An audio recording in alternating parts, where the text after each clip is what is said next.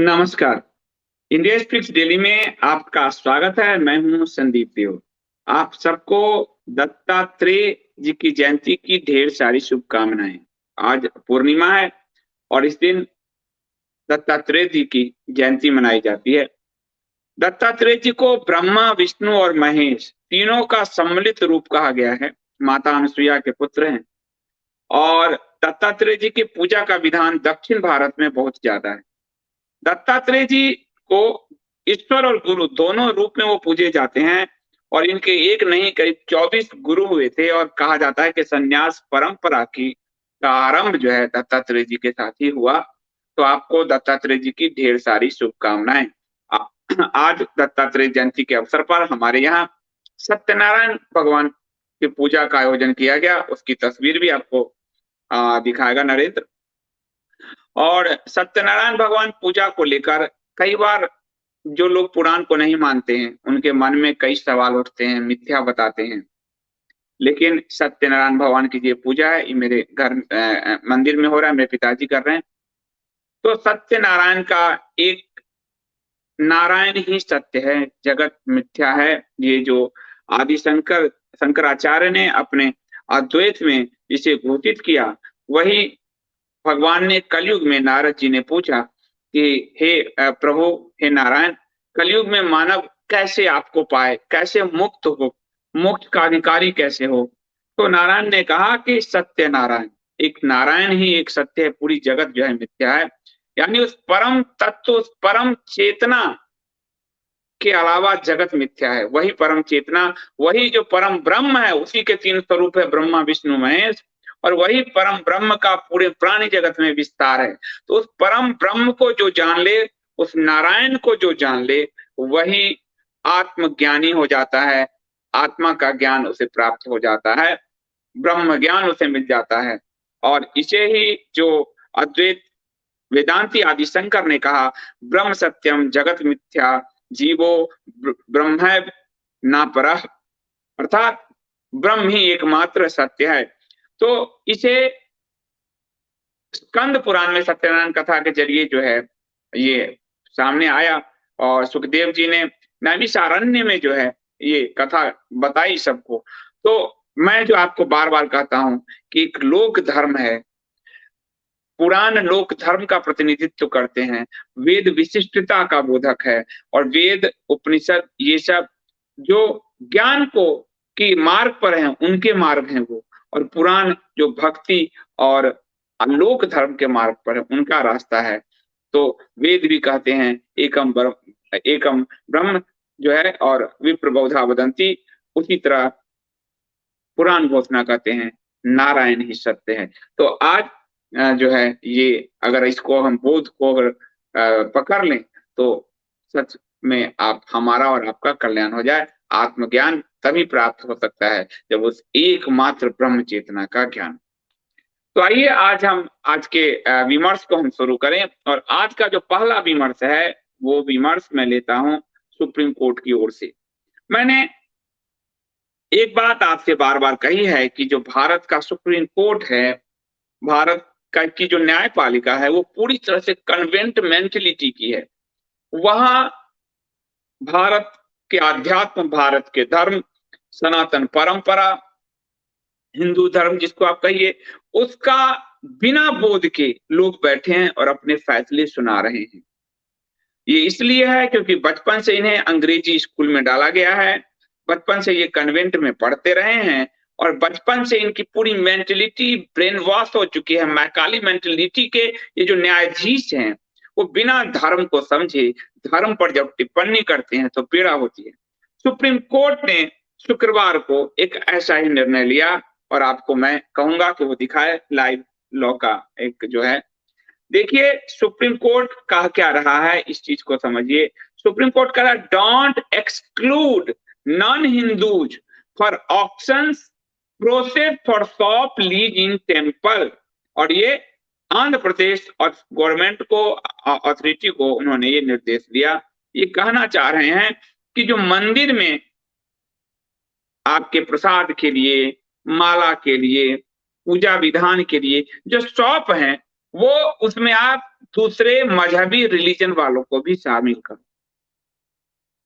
वो मजहब रिलीजन जो हिंदू धर्म को नहीं मानता, जो मूर्ति को नहीं मानता, जो देवता का अनादर करता है, मूर्तियों को तोड़ता है, हिंदुओं पर थूक फेंकता है, खाने में थूक फेंकता है, प्रसाद में थूक डाल सकता है, लेकिन सुप्रीम कोर्ट को इससे नहीं लेना है। सुप्रीम कोर्ट को कहना है कि मंदिर में आप गैर हिंदुओं को भी दुकान दो, जिसे सनातन ने विधर्मी कहा, मलिच्छ कहा, उनको दो। यदि सुप्रीम कोर्ट को जरा भी सनातन परंपरा का ज्ञान होता तो वो जानते विधर्मी जो धर्म का पालन ना करे, किसी की मूर्तियों को, मंदिरों को तोड़ना ये धर्म नहीं है।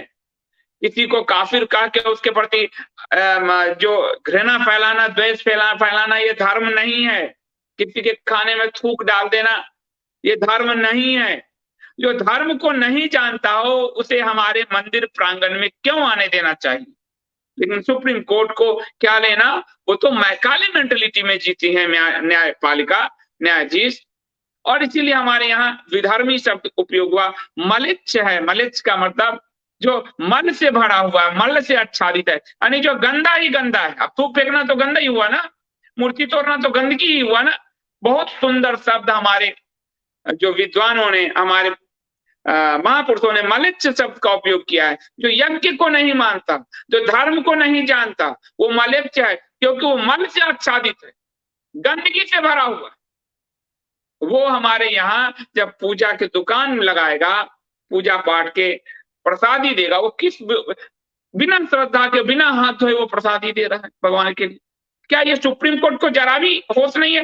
कोई आम जनता सुप्रीम कोर्ट के दरवाजे में जा सकती है? नहीं जाने देती, लेकिन हमारे मंदिर सबके लिए वो खोलना चाहते। सुप्रीम कोर्ट ने क्या कहा शुक्रवार को? आंध्र प्रदेश के कुरनूल में श्री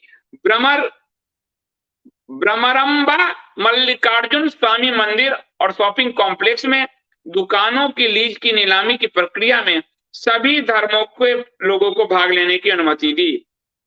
सभी धर्म, इन्हें धर्म का भी ज्ञान नहीं है, धर्म सिर्फ सनातन है, बाकी मजहब और रिलीजन।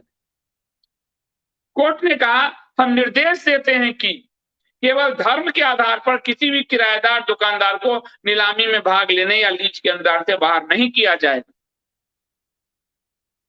क्या सुप्रीम कोर्ट ये आदेश देगा कि किसी के मस्जिद और चर्च में मेरी दुकान हो? मैं भी वहां चाहता हूं जाके उनकी आसमानी किताब बेचूं, मुझे देगा अनुमति? तब सुप्रीम कोर्ट कहेगा जो जो आप नहीं जानते उनके मजहब को तो आप क्यों चाहते हैं? तब सुप्रीम कोर्ट ये बात कहेगा। और हिंदुओं के साथ ये बड़ा अन्याय हो रहा है इस देश में। अखिलेश यादव जब मुख्यमंत्री थे तो उन्होंने कुंभ के लिए आजम खान को नियुक्त कर दिया। जिस आजम खान को कुंभ में आस्था नहीं, धर्म में आस्था नहीं, वो कुंभ का आयोजक बन गए। इस देश में हिंदुओं के साथ जो हुआ है, और इसीलिए मिलॉर्ड्स अपने अंदर झांके कि आपके अंदर कितनी कलुषता भरी है हिंदू धर्म के प्रति। झांकिए आप आपके अंदर। आपको भी इंट्रोस्पेक्शन की जरूरत है, आत्ममंथन, आत्मचेतना, आत्म ज्ञान की जरूरत है। और ये तो आत्मज्ञान बहुत दूर की बात है मिलॉर्ड। आप अपने चश्मे ही उतार लीजिए, जो हरे और लाल चश्मे आपके लगे, सफेद चश्मे आपके लगे, बिना चश्मों के आप देखिए भारत। और जस्टिस चंद्रचूड़ और जस्टिस एएस बोपन्ना की पीठ, जस्टिस चंद्रचूड़ के बारे में ऐसे भी माना जाता है कि उनकी विचारधारा, उनकी पीठ ने एसएलपी में दायर एक अवमानना याचिका पर सुनवाई किया।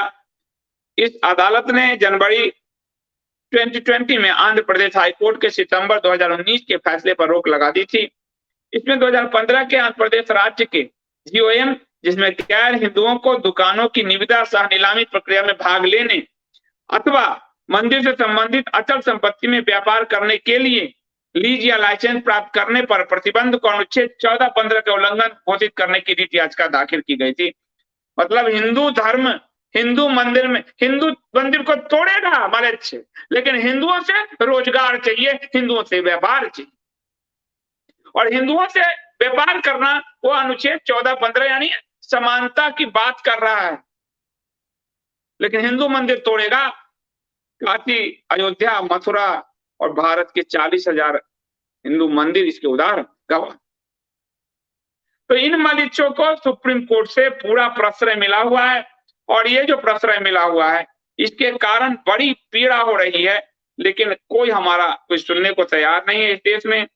और इसमें साफ इनको कह दिया गया है कि याचिकाकर्ता भी कौन था सुनिए, सैयद जानी बासा। और अगर किसी मस्जिद आदि के लिए कोई हिंदू लगा दे याचिका तो तुरंत सुप्रीम कोर्ट खारिज करेगा, तुरंत। लेकिन यहाँ स्थिति ये है कि सबरीमाला से लेकर दही हांडी तक इन सब में कोई ये लंबाई नापते रहते हैं। जस्टिस चंद्रचूड़ ने जो टिप्पणी की है वो सुनी। हो सकता है कि मंदिर परिसर के भीतर कोई कुछ ऐसा नहीं कर सकता जो आस्था के लिए अपमानजनक हो या शराब या जुआ ना हो, ऐसा नहीं हो सकता। यदि आप 5 स्कूल या बच्चों के खिलौने नहीं बेचेंगे क्योंकि हिंदू धर्म से संबंधित है। और फिर उन्होंने कहा निर्णय के लंबित होने तक सबको सभी पूर्ववर्ती किराएदारों जो अन्यथा उसकी धार्मिक संबद्धता के बावजूद हकदार है उन्हें आवंटन करना हो। तो ये आपको ये समझना होगा कि ये पूरा मामला कि सुप्रीम कोर्ट हिंदू धर्म को नहीं समझ सकता। सुप्रीम कोर्ट और सनातन धर्म के बीच कोई रिश्ता नहीं है। सुप्रीम कोर्ट को सनातन का सौ भी नहीं मालूम है, सुप्रीम कोर्ट को हिंदू धर्म का हिंदू इंच भी नहीं मालूम है, पर सुप्रीम कोर्ट अपने आप को लॉर्ड समझ के बैठा है और वो तरह ऐसे फैसले सुनाता है। और ये दुखद है, बहुत दुखद है।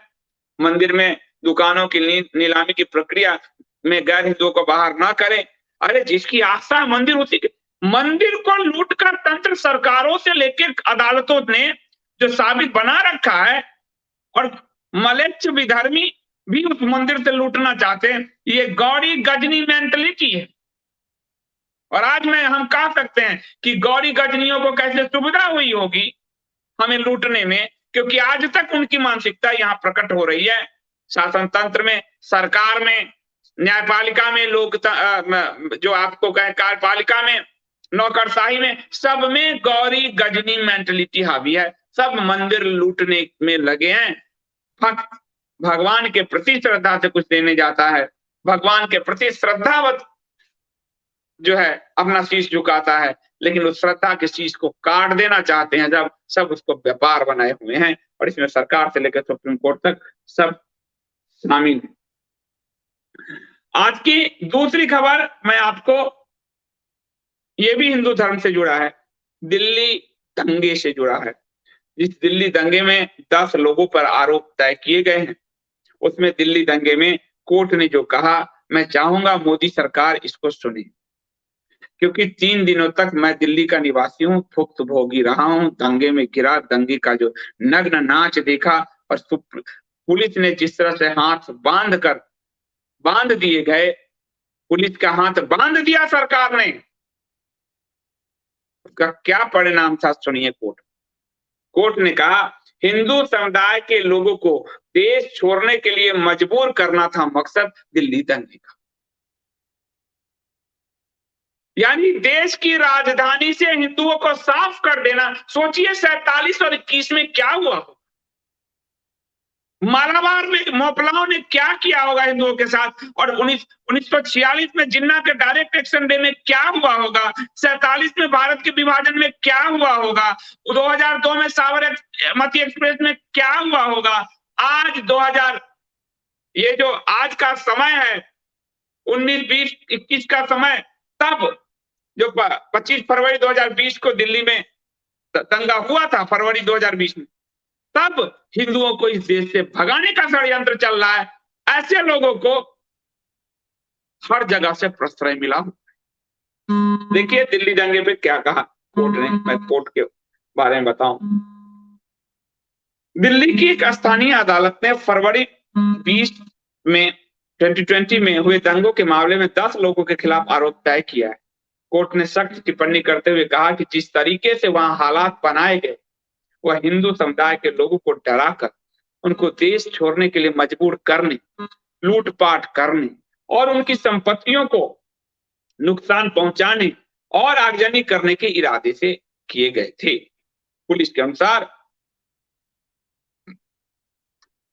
पुलिस ने जो चार्जशीट दाखिल की, 10 आरोपियों ने 25 फरवरी 2020 को दिल्ली के भागीरथी बिहार इलाके में हिंसा और लूटपाट की और हिंदू समुदाय के सदस्यों की संपत्तियों में आग लगा दी।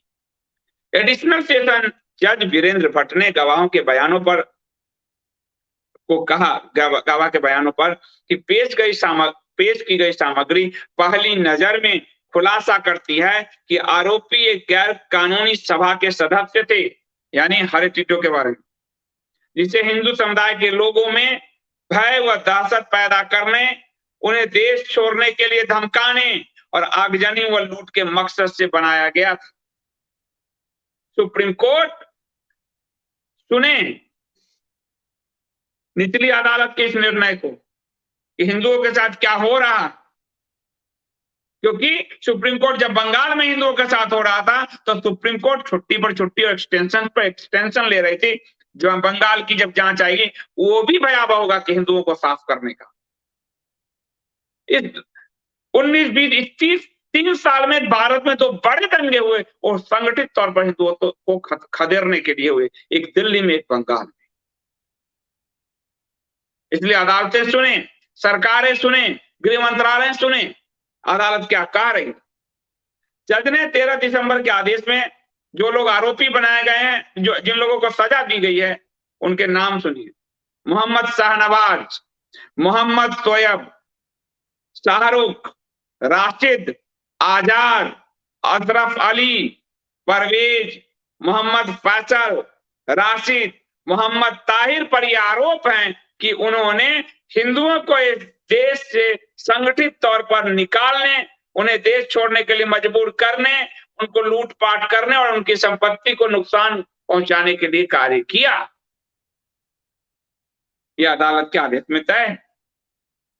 और ये जो प्राथमिकी थी वो जगदीश नामक एक हिंदू व्यक्ति ने दर्ज कराया था, जिसमें कहा था कि दंगाइयों ने उनके बेटे की वाहन पुर्जा की दुकान को जला दिया था और भीड़ ने दुकान में पेट्रोल बम फेंका और वह अपने 2 भाइयों के साथ पीछे के गेट से भागकर जान बचाने में सफल रहा था।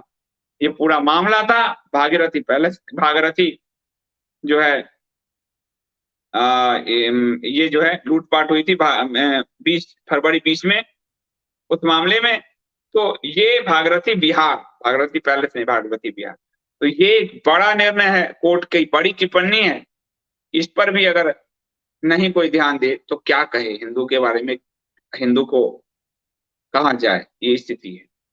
हिंदू कहां जाए, इस पर आपको एक खबर में हरियाणा से सुनाता हूं। हरियाणा में खट्टर साहब की दुकान है, सरकार तो नहीं कहूंगा, दुकान ही कहेंगे।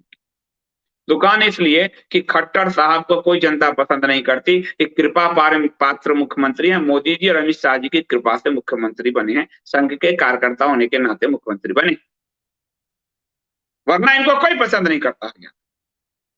अभी 4 दिन पहले ये घोषणा कर रहे थे कि हम खुले में नमाज नहीं होने देंगे। ये बड़े छाती फाड़ के आए थे और मैंने आपको रवि रंजन जी को लाया जो इसमें मामले में लोग लगे थे कि वहां तो उन लोगों ने ही, हरे टिड्डो के वर्ग ने ही ये तय किया, उनके जो मुफ्ती मौलवी जो भी हैं, कि हम नहीं करेंगे। उस पर खट्टर साहब अपना पुरुषार्थ प्रदर्शित कर रहे थे, वो फैसले दिखाओ। आज पुलिस, कल शुक्रवार को पुलिस की बड़ी चौकसी में फिर से वहां 6 जगहों पे नमाज पढ़वाए गए, खट्टर साहब की पुलिस की चौकसी में, ताकि हिंदू वहां पर ना पहुंच पाए। ये नहीं नरेंद्र, मैं हरियाणा का दिया हूं। Despite Haryana Chief Minister Mohanlal Khattar announcement that offering namaz in public places can't be tolerated, it was again offered at 6 places under heavy police deployment in Gurugram on Friday.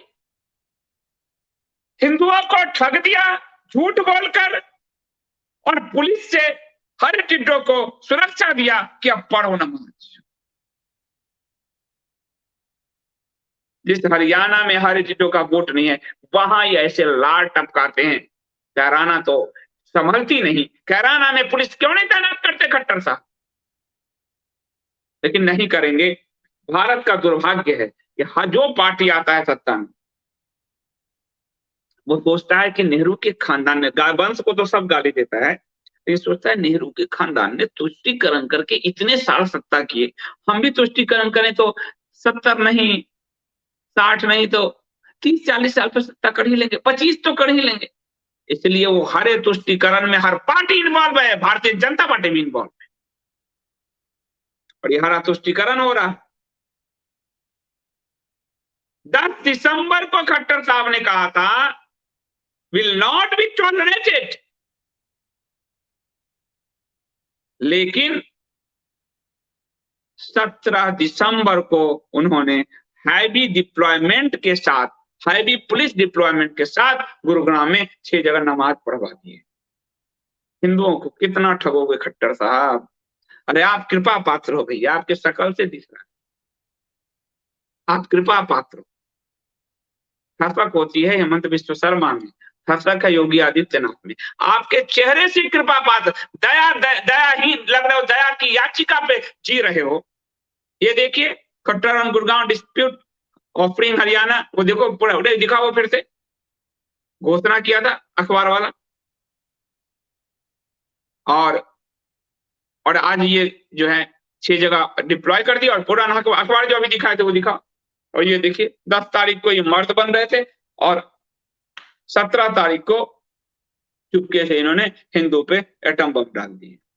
तो ये स्थिति है इस देश में नेताओं का, और नेताओं ने इतना गलत गलीज मचा दिया है हिंदुओं के साथ, इतना गलीजपन कर दिया है कि हिंदू दुखी हो चुका है। एक्सेस तो किया हिंदू, लेकिन क्या कहे, किसको कहे, कौन से पार्टी को कहे? सब जगह दिल्ली दंगे हुए, आपको कहा ना हिंदुओं को संगठित रूप से देश से बाहर करने, अमित शाह जी गृह मंत्री थे, 3 दिन दंगे होते रहे, हिंदू मारे जाते रहे। इस हिंदू, क्योंकि सब जानते हैं कि हिंदू में स्वतंत्र चेतना का प्राणी है, वो अलग अलग निर्णय लेगा। संगठित जो हरे टिड्डे है ना, हरे टिड्डे संगठित उसके वोट का प्रयास हर पार्टी कर रही है। सच यही है कि हर पार्टी उसमें इन्वॉल्व है, एक गलीज है, उस गलीज में हाथ गंदा डालने के लिए हर पार्टी मरी जा रही है।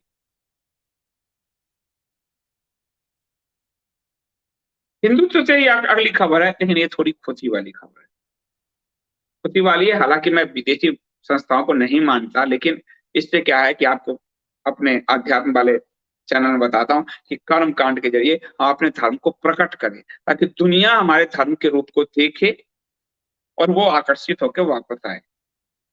तो आज जो है यूनेस्को ने दुर्गा पूजा को अपनी मानवता की अमूर्त सांस्कृतिक विरासत की लिस्ट में शामिल किया।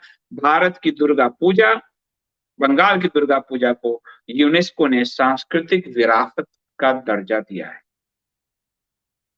ये हर हिंदू के लिए प्रसन्नता की बात इसलिए है, मैं यूनेस्को फिनेस्को नहीं मानता, पर इसलिए प्रसन्नता की बात है कि आपके धर्म के स्वरूप को ले जाओ, दुनिया में विस्तार करो, इसका प्रचार करो। कृष्ण ने जो गीता में कहा प्रचार करो, और आदि शंकर ने जो कहा मंडन मिश्र से शास्त्रार्थ से पहले, तो मैं वेदांत का प्रचार करना चाहता हूं। अपने धर्म का प्रचार करो, लौकिक रूप से प्रचार करो, और लौकिक यात्रा कराओगे, वहीं से फिर लोग अलौकिक यात्रा की ओर बढ़ेंगे। लेकिन लौकिक यात्रा कराओ जिसमें पूजा, मूर्ति पूजा, पूजा विधान, पर्व त्योहार बहुत आवश्यक है, और उसका प्रकटीकरण रूप जो है बहुत आवश्यक है। इसलिए मैं जब भी पूजा पाठ करने जाता हूँ, आपको तस्वीर जरूर डालता हूँ। कई लोगों को लगता है आप क्यों डालते हो, इसलिए डालता हूँ क्योंकि आपके अंदर हरे और सफेद और लाल टिड्डों का कहीं कुछ गुण हो तो फुरच जाए। तो यूनेस्को ने भारतीय त्योहार दुर्गा पूजा को अपनी मानवता की अमूर्त सांस्कृतिक विरासत लिस्ट में शामिल किया है। इसके बाद बंगाल के लोग, हिंदू बड़े खुश हैं। प्रधानमंत्री मोदी ने यूनेस्को के इस फैसले की सराहना की और इसे हर भारतीय के लिए गर्व का विषय बताया। जानकारी के मुताबिक अंतर सरकारी समिति के 16वें सत्र में दुर्गा पूजा को यूनेस्को ने इस लिस्ट में शामिल करने की घोषणा की, और यूनेस्को ने दुनिया भर के कुछ खास अमूर्त सांस्कृतिक विरासत की बेहतर सुरक्षा और उसके महत्व के बारे में दुनिया को जागृत करने के लिए 2008 में अमूर्त सांस्कृतिक विरासत की सूची बनाई थी। अमूर्त एक और आपके यहाँ दुख की बात, यानी हम प्रकट रूप में नहीं, अमूर्त यानी कि हम बिल्कुल ही लुप्त है। तो हिंदू इस भारत में ही लुप्त हो रहा है, ये बात दुनिया भी अब मान रही। ये अमूर्त सांस्कृतिक विरासत है कि लुप्त होने के कगार,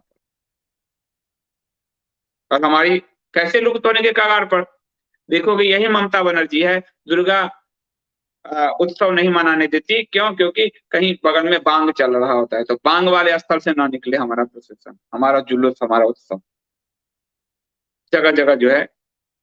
तो आज हम अमूर्त की कैटेगरी में आए हैं, खुशी भी हुई है और थोड़ी दुखी भी हुई है। तो दुनिया भर से आए प्रपोजल को यूनेस्को की समिति जो है समीक्षा के बाद इस पर फैसला देती है, और इसमें इस बार कोलकाता की दुर्गा पूजा को नामित किया गया था। यूनेस्को ने क्या कहा दुर्गा पूजा को लेकर? यूनेस्को ने साइट पर कोलकाता की दुर्गा पूजा को लेकर लिखा, दुर्गा पूजा को धर्म और कला की पब्लिक परफॉर्मेंस के सबसे अच्छे उदाहरण के साथ साथ सहयोगी कलाकारों और डिजाइनरों के लिए एक बड़े मौके के रूप में देखा जाता है। यूनेस्को ने लिखा, दुर्गा पूजा के दौरान वर्ग, धर्म और जातीयता का विभाजन टूट जाता है। ठीक है, और इसलिए उन्होंने शामिल किया इस लिस्ट में साल 2016 में नवरोज और योग को शामिल किया गया था, 2008 में रामलीला को और 2017 में कुंभ मेले को भी इस लिस्ट में शामिल किया गया था। तो इसको उत्सव आप मनाइए जरूर, और ये इसलिए क्योंकि आप प्रकट कीजिए, प्रकट रूप में लाइए, धर्म दिखना चाहिए।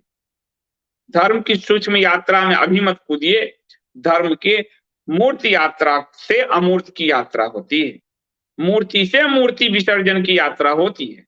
इसलिए अपने धर्म को, अपने पर्व को, त्योहार को बहुत उल्लास से मनाइए, ताकि घर वापसी बड़ा अच्छे तरीके से आप करा सकें लोगों का। इस बीच कुछ हिंदू हैं अभी भी मूर्खता में जीते हैं।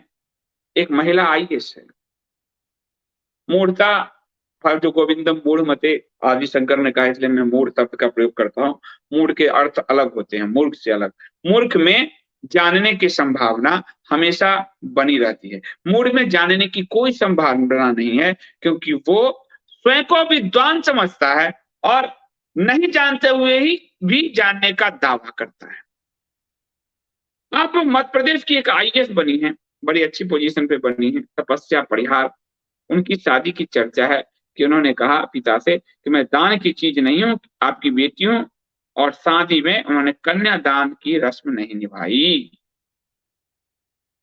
मध्य प्रदेश के नरसिंहपुर जिले के जोबा गांव में एक महिला आईपीएस अफसर और आईएफएस की शादी चर्चा में है। शादी ही इनका कहूंगा मैं, विवाह नहीं कहूंगा। आईएएस तपस्या परिहार ने यूपीएससी की परीक्षा में 23वीं रैंक हासिल की और आईएफएस अधिकारी गर्वित गंगवार से शादी की। तपस्या की शादी चर्चा में इसलिए क्योंकि उसने कहा कन्यादान से इनकार किया, मैं दान की चीज नहीं हूं, आपकी बेटी हूं। अब दूसरी तरफ एक और खबर दिखा रहा हूं आपको, देखिए। एक विदेशी महिला है, क्योंकि आइए लोगों को तो सरकारी नौकर ज्यादा समझ में आते हैं, आईएएस है तो ज्यादा समझ में आएगा। आईएएस कुछ चीजों को रट के पढ़ के और उसी कम्युनिस्ट विचारधारा से पढ़ के आते, हिंदू अखबार पढ़ के आते, सुन लीजिए। वही जो है रोमिला थापर के इतिहास पढ़ के आते हैं, समझ लीजिए। इरफान हबीबों के इतिहास पढ़कर आते हैं, समझ लीजिए।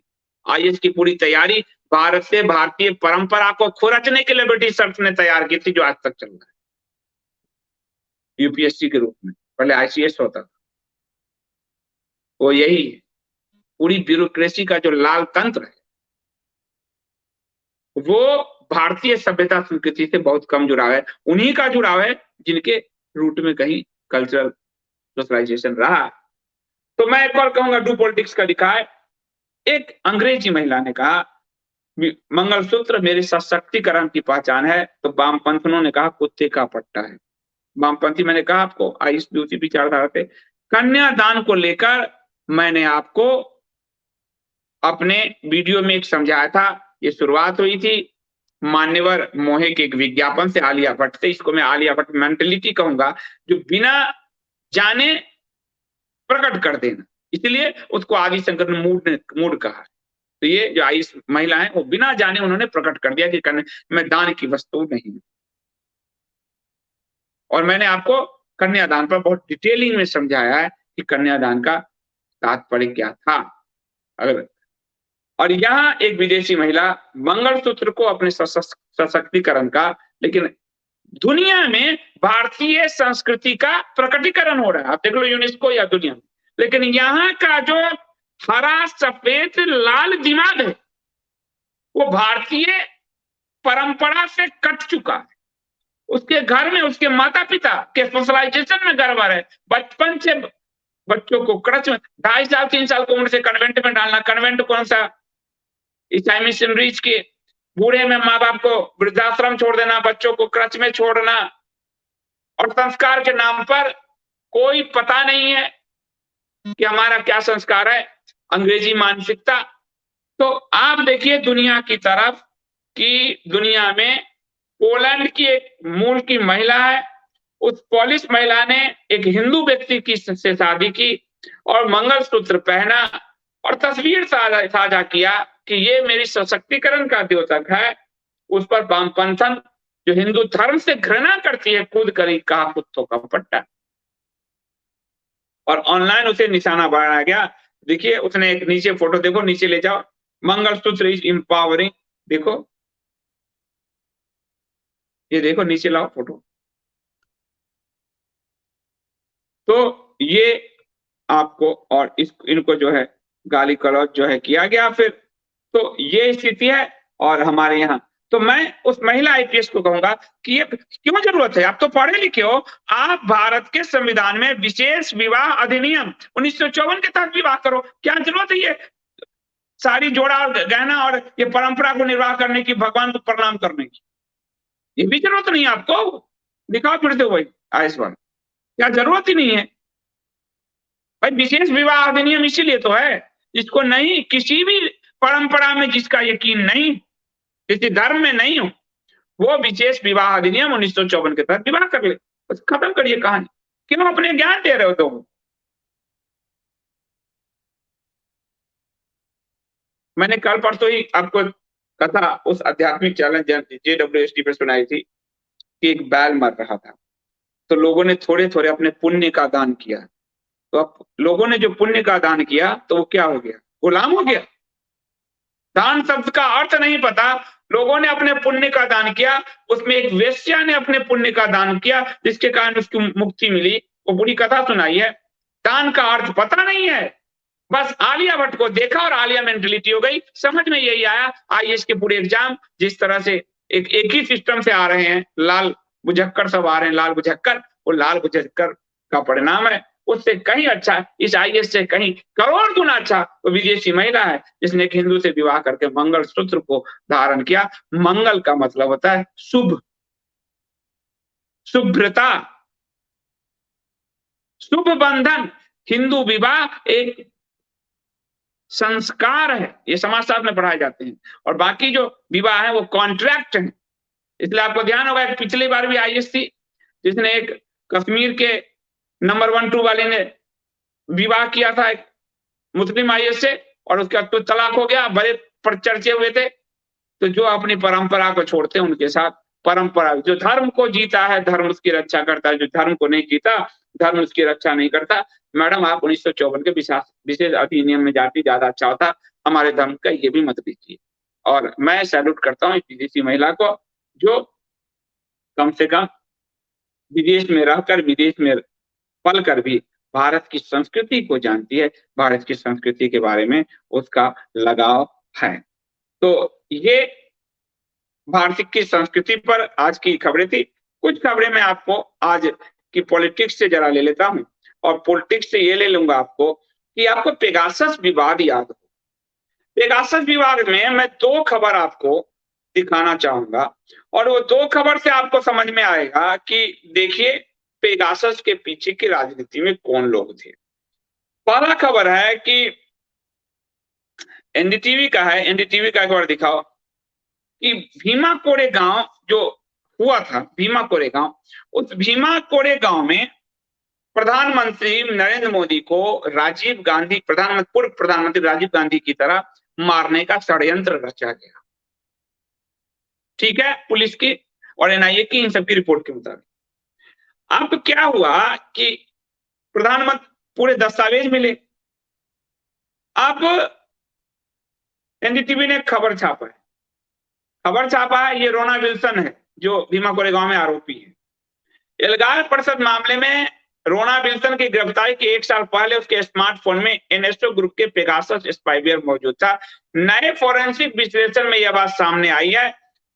विश्लेषण के अनुसार कैदियों के अधिकार संबंधी कार्यकर्ता विल्सन की गिरफ्तारी से 1 साल पहले जो है उसके निगरानी और आपत्तिजनक दस्तावेज आपूर्ति का शिकार थे। तो उसके एप्पल फोन को पेगासस से स्पाईवेयर किया गया, ये कहा गया।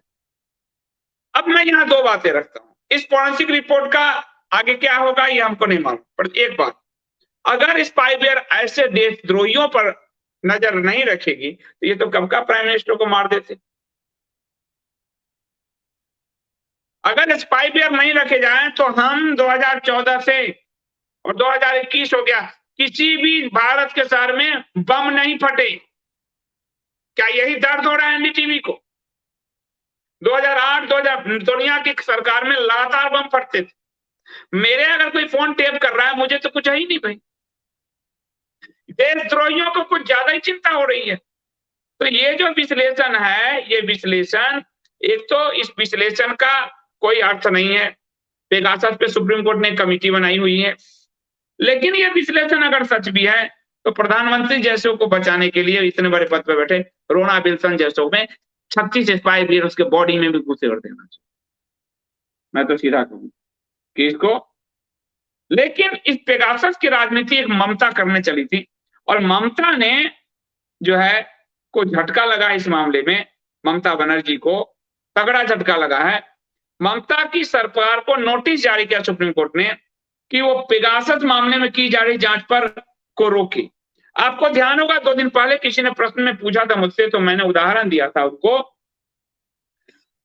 गुजरात दंगे का कि उसमें लालू प्रसाद ने बनर्जी कमेटी ऐसे बनाई थी चुनावी फायदे के लिए और उसको अवैध घोषित कर दिया गया था। मैंने आपको 3-4 दिन पहले कहा था, ममता क्या देख लीजिए, जांच को अवैध घोषित कर दिया सुप्रीम कोर्ट ने। पश्चिम बंगाल की सरकार ने पूर्व जज मदन बी लोकुर, ये जो पूर्व जज मदन बी लोकुर हैं वो जड़ से कम्युनिस्ट कांग्रेसी, उनकी अध्यक्षता में एक जांच आयोग गठित किया था। तो जांच इसको गठित करने आयोग सुप्रीम कोर्ट ने बना रखा है, कोई राज्य सरकार कैसे करेगी? राज्य सरकार को सुप्रीम कोर्ट ने कहा रद्द करो और सुप्रीम कोर्ट ने नोटिस जारी कर आयोग के काम को कहा कि रोक दो, ये अवैध है। ये ठीक गुजरात में साबरमती एक्सप्रेस को जब जलाया गया तो नानावती कमीशन बना जो हाईकोर्ट द्वारा जो जांच कर रही थी। लालू यादव ने जब 4 में इटली वाली माता की सरकार बनी तो उसमें वो रेल मंत्री था, तो उसने साबरमती एक्सप्रेस की जांच के लिए एक बनर्जी कमीशन बनाया। बनर्जी बंगाली साहब थे, जड़ से कम्युनिस्ट। उस बनर्जी कमीशन ने रिपोर्ट दिया कि हिंदुओं ने अपने अंदर ही ट्रेन में खुद में ही आग लगा दी। सुन लीजिए, चपट लगा सुप्रीम कोर्ट से और हाई कोर्ट से, और उस रिपोर्ट को कूड़े में डाला गया। पर उस रिपोर्ट का फायदा उठाकर लालू ने चुनाव जीते और वामपंथियों ने हंगामा किया। वही ममता करने की कोशिश कर रही थी। ये तो अच्छा हुआ रोना विल्सन के मामले में और साफ हो रहा है कि रोना विल्सन जो प्राइम मिनिस्टर को मारने के आरोपी जो लोग हैं वो लोग इस पेगासस से ही पकड़ में आए। तो पेगासस वाले मामले में ममता आदि जो कर रही है, क्योंकि मोदी सरकार के खिलाफ और कुछ तो मिल रहा नहीं, तो पेगासस आदि का मामला उठाकर ताकि निजता कहना नहीं, भैया मैं निजता, मेरी निजता राष्ट्र से बड़ी हुई। देश को बचाने के लिए अगर कुछ लोग पर नजर रखी जानी चाहिए तो रखी जानी चाहिए। मेरी निजता इसमें है कि मैं जब किसी शहर से गुजरूं तो मैं सुरक्षित अपने घर पहुंच जाऊं, मेरी पत्नी इन जो प्रतीक्षा कर रही हो, मेरे बच्चे प्रतीक्षा कर रहे हो, माँ बाप प्रतीक्षा कर रहे हो, उनको मैं सही सलामत घर मिलूं, जो 2014 से पहले नहीं थे। मनमोहन सोनिया की सरकार में रोज बम फटते थे किसी न किसी शहर में, रोज। और उस बम फटने में हमारे हरे पड़ोस और हरे टिट्टों की संख्या थी, उसको हटाकर और हिंदू आतंकवाद गढ़ा जाता था। और इसीलिए रोना विल्सन जैसों को, एनडीटीवी जैसों को, इन सभी को जो है बड़ा दर्द हो रहा है पेगासस मामले में। ममता बनर्जी को तो दर्द होगा क्योंकि वो डोंगरीला की शासक है। एक और खबर है महाबोधि मंदिर धमाका से।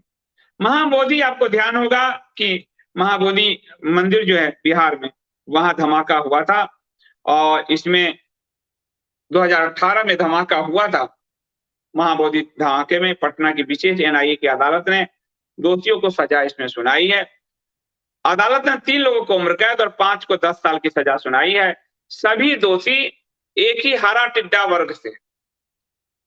भैया आतंकवाद के कोई मजहब नहीं होते हैं, वो हरा टिड्डा होता है। अब ये ठीक है।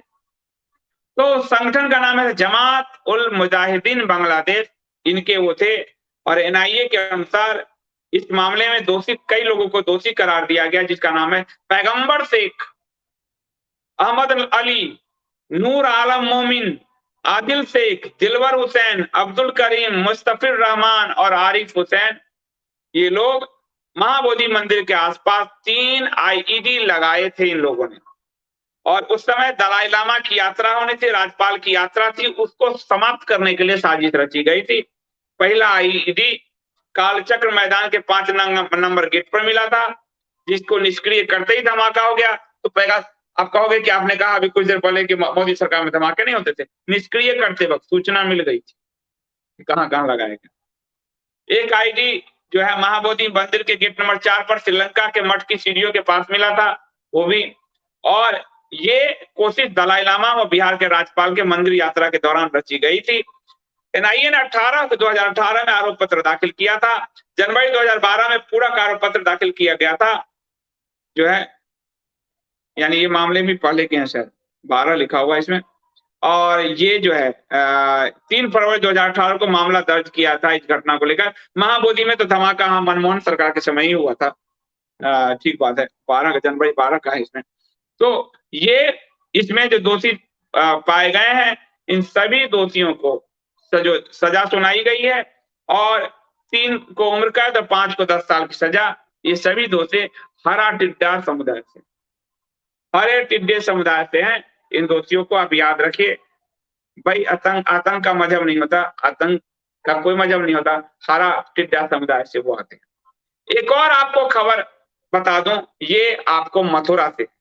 और हिंदू संगठन ने एक आपत्ति दर्ज की है और कोर्ट में एक याचिका दाखिल की है हिंदू संगठन ने कि मथुरा में को लेकर कि मथुरा के एक अदालत में याचिका दाखिल की गई है, जिसमें कोर्ट से श्री कृष्ण जन्मभूमि परिसर के पास स्थित शाही ईदगाह मस्जिद में नमाज पढ़ने पर रोक लगाने का अनुरोध किया गया है। कोर्ट नहीं लगाएगी मुझे लग रहा है, क्योंकि कोर्ट यहाँ आपको देख ही चुके हो, वो तो मंदिर में कहते हैं मालिक से बैठे। तो मैंने यही सवाल पूछा कि क्या तो फिर मंदिर में पुजारी बैठवाओगे आप? कोर्ट में यह याचिका श्री कृष्ण जन्मभूमि मुक्ति आंदोलन समिति की तरफ से दायर की गई है। श्री कृष्ण जन्मभूमि मुक्ति आंदोलन समिति के अध्यक्ष एडवोकेट महेंद्र प्रताप सिंह ने इस याचिका के जरिए कहा है कि ईदगाह में कभी नमाज नहीं पढ़ी जाती थी। इसमें कहा गया है कि यह हिंदू पक्ष की संपत्ति है और ईदगाह पर में कभी नमाज अदा नहीं की गई, लेकिन पिछले कुछ वर्षों में दूसरे पक्ष द्वारा जानबूझकर 5 बार नमाज अदा की जा रही है, जो कानूनी रूप से अस्वीकार्य है। पिछले कुछ वर्षों में जानबूझ के 5 बार का बांध दिया जा रहा।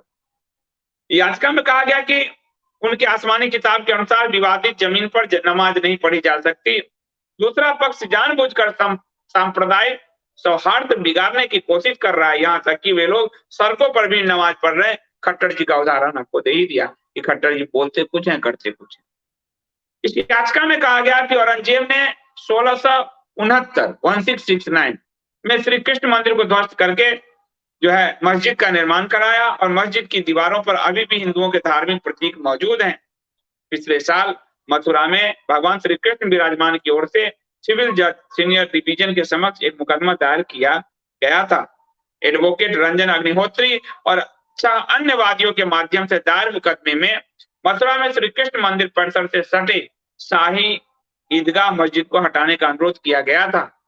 इसमें आरोप था कि मस्जिद ईदगाह प्रबंधन समिति ने बिना किसी कानूनी अधिकार के और अदालत के आदेश का उल्लंघन करते हुए कुछ हरे टिड्डों की मदद से एक सुपर स्ट्रक्चर बना लिया है और श्री कृष्ण जन्मस्थल ट्रस्ट और देवता से संबंधित कटरा केशव देव की भूमि पर कब्जा कर लिया है। दीवानी अदालत ने सितंबर 2020 में यह मुकदमा खारिज कर दिया था, क्योंकि मैंने कहा ना वो नहीं सुना भाई, अब आगे वाला भी नहीं सुनेंगे, क्योंकि कोर्ट को बीमारी है, कन्वेंट बीमारी, मैकाले बीमारी। हरे टिड्डों लाल टिड्डों के 2 चश्मे हैं अदालतों में, एक ये हरा लगाते हैं, एक लाल।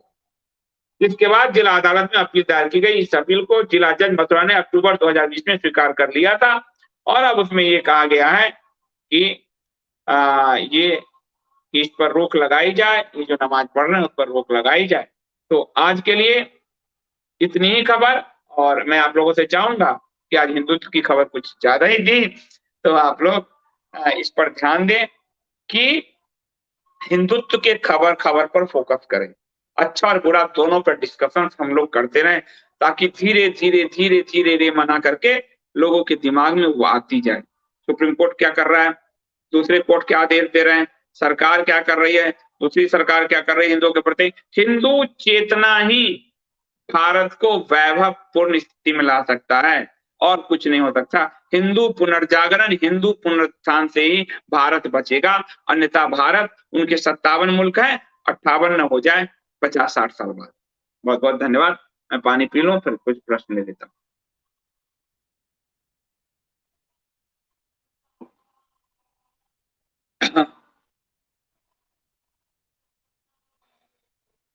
चलिए मैं प्रश्न उत्तर का सेशन शुरू करता हूँ। हाँ, आप लोग ऐसे अनुरोध है कि आप इंडिया स्पीक्स डेली .com पर ISD लाइव करके पेज है, नरेंद्र दिखाओ, ISD लाइव पेज है, उसको ओपन करके आप दोपहर के 3 बजे का लाइव जो है देख सकते हैं। आज 3 की जगह 5 हुआ था, आज मैं पूजा में था, सत्यनारायण पूजा में। तो ये, इसके अलावा आप इंडिया स्पीक डेली ऐप को डाउनलोड कर लीजिए और कोने में वहां लाइव का बटन है, आप उसको देख सकते हैं। इस पेज पर आपको सुपर चैट की भी व्यवस्था है, सब्सक्रिप्शन पे करने की पूरी व्यवस्था है। आप देखिए, आपको QR स्कैन भी लगाया गया है। सब्सक्रिप्शन जरूर पे कीजिए, जो लोग नहीं करते हैं लेकिन सक्षम है वो जरूर पे करें। कंटेंट का एक छोटा मूल्य जरूर चुकाइए, ताकि पत्रकारिता निष्पक्ष रूप से चलती रहे। और साथ ही नीचे आपको एक छोटा सा फॉर्म फिलअप का है, यहाँ आप सुपर चैट के जरिए आप क्वेश्चन पूछ सकते हैं, और हमारी जो एडमिन टीम है वो आपको उस क्वेश्चन को हाईलाइट करेगी और सुपर चैट की व्यवस्था ये हो जाएगी। मैं आप लोगों से कहूंगा कि जैन टिंकू जी ने अभी अभी सब्सक्रिप्शन जो है 40 रुपए का सब्सक्रिप्शन पे किया है, उनका सब्सक्रिप्शन इसी पेज के थ्रू आया है, उनका बहुत धन्यवाद। और फिर जो है आपको सुपर चैट का एक आया है, वही सिंकू जी का प्रश्न, सुपर चैट का सिंकू जी का क्वेश्चन है जो मैं इनको हाईलाइट कर रहा हूँ। ISD ऐप हमेशा ऑफलाइन में क्यों रहता है, ये एक सेकेंड,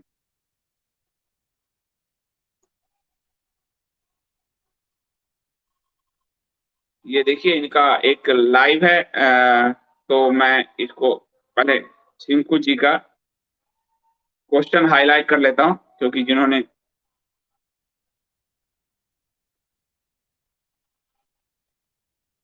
इस नाम से आया है, ये आप भी इसमें कर सकते हैं।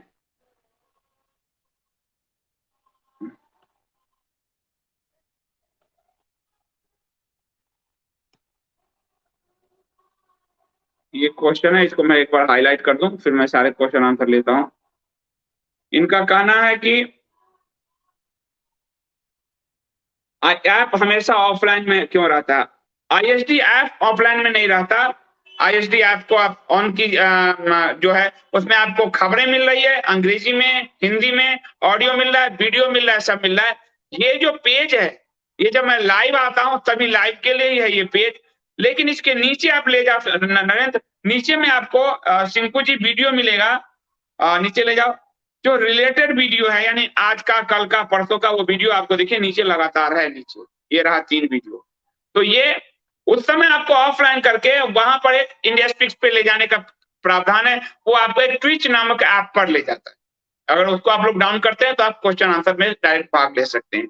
तो ऐप ऑफ नहीं रहता, ऐप में आपको खबरें मिलती है, हिंदी, अंग्रेजी, हिंदी में खबरें, अंग्रेजी में खबरें, ऑडियो, वीडियो और लाइव, 5 चीजें हैं वहां। तो आपको लाइव का पन्ना जरूर ऑफ मिलेगा, क्योंकि जब मैं लाइव आऊंगा तभी तो वो चलेगा, तो वो इसलिए ये व्यवस्था है। तो और धन्यवाद कि आपने इसके जरिए सुपर चैट पूछा, आपका बहुत बहुत धन्यवाद। और कोई एक जो है और मैं और क्वेश्चन ले लेता हूँ। Thank you so much. Narendra, तुम्हारे पास देखो कोई सुपर चैट का हो तो।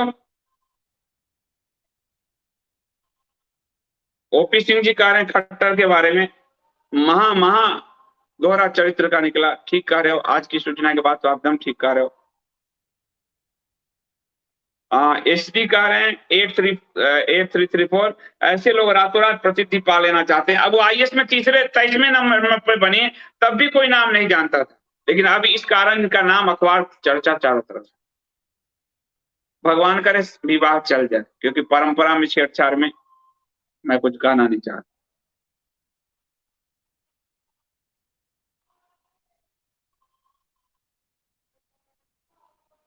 एचडी फिर कह रहे हैं कि बंगाल में जो दुर्गा पूजा हो रही है उसमें विग्रह को शस्त्र नहीं दिया गया, ममता बनर्जी के तरीके की पूजा है। पिछली बार यही हुआ था, लेकिन वहां के हिंदू प्रतिरोध करें, अब उनको ही प्रतिरोध करना है।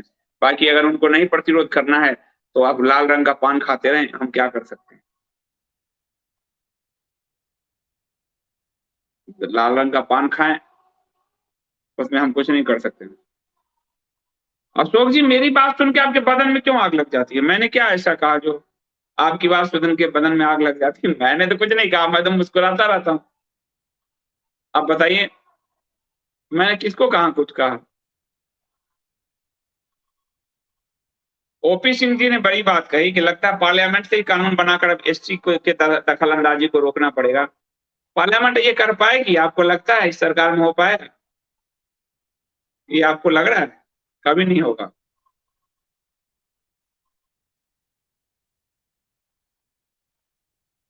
ये देखिए, ये भी कह ही रहे हैं कि अभी कुछ दिन पूर्व मालिक ने स्वीकार किया था थूकना उनकी किताब के हिसाब से, वही तो कारण। और वो हमारे मंदिर में सुप्रीम कोर्ट बैठाना चाहते हैं। दुकान देकर सुप्रीम कोर्ट में परिसर में, सुप्रीम कोर्ट दुकान देकर हमारे मंदिर परिसर में मलच्छों को बैठाना चाहता है, ताकि वो जहां तहां थूक फेंके, प्रसाद में थूक फेंके। अरे जस्टिस साहब, पढ़ लो थोड़ा सा रामायण अध्ययन और गीता अध्ययन भी कर लो। कन्वेंट तो पढ़ाई है आपने, कुछ पढ़ लिख लिया करो। सनातन के बारे में जान लो और मलेच्छों को जान लो, उनके भी किताब पढ़ लो। मैं कहता हूं हमारे मत पढ़ो, उन्हीं के पढ़ लो जज साहब, उन्हीं के पढ़ लो। तो ये जो है अब तनिष्क वर्मा का एमपी गवर्नमेंट को हिंदुओं का अपमान के लिए यूपीएससी पर कार्रवाई करना चाहिए। नहीं, ये कार्रवाई नहीं कर सकती कानूनन, ये उनकी व्यक्तिगत इच्छा है, वो जैसे भी वाद, ये समाज को जागृति लानी, वो नहीं कर सकते, क्योंकि उनकी व्यक्तिगत इच्छा है। विवाह में ये कोई कानूनी रूप से अपराध नहीं है ये। तो हमारे और आपके चेतना की बात है कि किस तरह के लोग आ रहे हैं ब्यूरोक्रेसी में। यही तो लाल रंग के आएंगे और जो हिंदुओं को दबाएंगे, यही तो मेंटेलिटी होगी कि आप देखते जाना। ओपी सिंह जी कह रहे हैं संदीप जी, एससी के निर्णय का क्या किया जाए? विरोध किया जाए, जमकर विरोध किया जाए। वो सोशल मीडिया पर देख रहे हैं, जितना भी आपको विरोध करना है खुलकर करिए।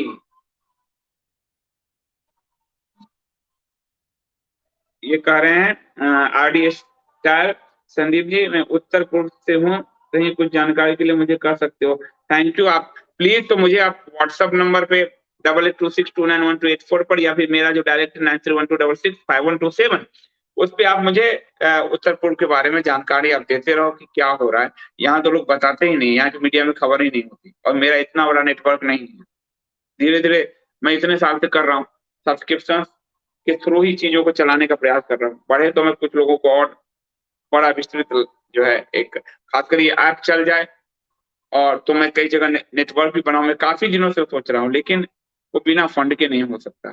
तो मैं चाहता हूं, और आप इसको अगर करें तो बहुत, आपके नाम से खबरें भी छपेगी इंडिया स्पीक्स डेली पर, और उस खबरों को हम वीडियो में आपके नाम से उठाएंगे। तो आप कीजिए प्लीज, नॉर्थ ईस्ट की खबर इंडिया स्पीक्स डेली.com के लिए एक स्वयंसेवी के रूप में आप लिखिए।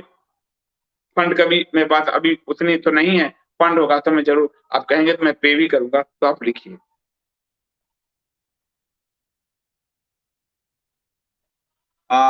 तनिष्क वर्मा जी, सर कोई व्यक्ति हिंदू चेतना के साथ आईएएस बन सकता है, या फिर नक्सल विचारधारा लेना ही पड़ेगा सरकारी नौकरी के लिए? नक्सली विचारधारा लेना पड़ेगा। अपनी हिंदू चेतना दबाए रखें ये। और जो जब आप जॉब में आ जाइए तब उसका उद्घाटन कीजिए। मैं कई अधिकारियों को जानता हूँ जो अपनी हिंदू चेतना के लिए जॉब में आ गए हैं तो काम कर रहे हैं। वहां तो आपको नक्सली विचारधारा ही मिलेगा, हिंदू हिंदू अखबार पढ़ने वाली विचारधारा। तो ओपी भट्ट की कोशिश कर रहे हैं, शायद प्रश्न नहीं पूछ पा रहे हैं, लेकिन कोई बात नहीं, उनका जो है तो मुझे लगता है कि मैं अब इसको समाप्त करूंगा। और ये वीडियो आप सबसे अनुरोध है कि इंडिया स्पीक्स डेली ऐप को डाउनलोड कर लीजिए। वहां जो है ऊपर में आप देखेंगे या लिस्ट में देखेंगे आईएचडी लाइव होगा, उस लाइव पर आपको 3 बजे लाइव उस ऐप पे मैं आता हूँ। थ्रू ट्विच आता हूँ, अगर ट्विच को भी साथ में आप डाउनलोड कर लेते हैं, अमेजन का है बड़ा प्लेटफॉर्म है, तो आप उसमें क्वेश्चन आंसर भी कर सकते हैं। लाइव में इसी पेज पे होऊंगा, इस पेज पे सुपर चैट सब्सक्रिप्शन पे करने की सबकी व्यवस्था है। इसके बाद ये वीडियो एडिट होकर आपको यूट्यूब में जाएगा। यूट्यूब में रात 8 बजे प्रीमियर के रूप में ये वीडियो जाएगा और एक चर्चा के रूप में इसके 2 पार्ट कट करके एडिट करके आपको यूट्यूब में भी दिया जाएगा। लेकिन यूट्यूब में मैं लाइव नहीं आ पाऊंगा, मार्च तक का स्ट्राइक है। मैं चाहता हूं मार्च तक में इसी को बड़ा बनाया जाए, अपने पे ही लाइव करें और वहां एडिटेड वीडियो दें। बाकी आगे जो प्रभु की मर्जी, तो मैं आप सबसे अनुरोध करता हूँ कि इसको सपोर्ट कीजिए और फिर इसको हम लोग आगे बढ़ा सकते हैं। ठीक है संदीप जी, मेरा हिंदी लिखा बहुत कमजोर है, 2 साल ही पढ़ा हूँ, कोई बात नहीं। और स्टाइल आप चाहें तो ऑडियो कर सकते हैं, आप बोल के व्हाट्सएप कर दीजिए। ऑडियो भी इंडिया स्पीच डेली पे जाता है पॉडकास्ट में, तो आप ऑडियो जा सकता है। तो आप अंग्रेजी में लिख सकते हैं तो अंग्रेजी में भी यहाँ छपता है, आप अंग्रेजी में भेजिए। ठीक है, तो मैं आप सबसे तनिष्क वर्मा जी, मैं अनुज को और अंकुर शर्मा जी को जरूर बुलाऊंगा, समय पे बुलाऊंगा।